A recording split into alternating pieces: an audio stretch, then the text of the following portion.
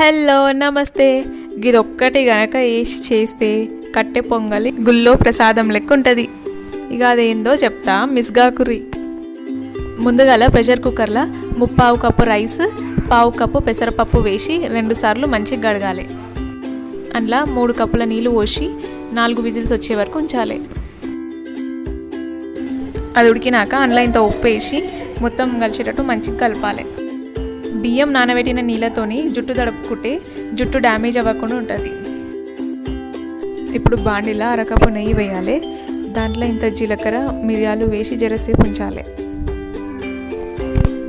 అది వేగినాక దాంట్లో ఇంత అల్లం, ఇన్ని జీడిపప్పు ముక్కలు వేయాలి.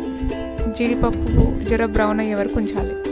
ఇప్పుడు అందులో ఇన్ని కరివేపాకు రెబ్బలు వేసి ఒకసారి కలిపి తర్వాత ఉడకబెట్టిన అన్నాన్ని కూడా వేసేసి మొత్తం మంచిగా మిక్స్ అయ్యేలాగా కలపాలి.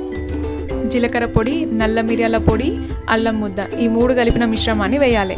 ఇక అదే పొంగల్కి టేస్ట్ పెంచే సీక్రెట్. అదంతా మంచిగా కలిసేటట్టు మొత్తం కలిపి జరసేపు మూత పెట్టాలి. పొంగల్ రెడీ. మీరు ట్రై చేసి నచ్చితే లైక్ చేసి షేర్ చేయడం మాత్రం మర్చిపోవద్దు. ఇక ఇంకిన్ని వీడియోస్ కోసం సబ్స్క్రైబ్ చేసి గంట కొట్టుర్రి. వీడియో చూసినందుకు చాలా థ్యాంక్స్.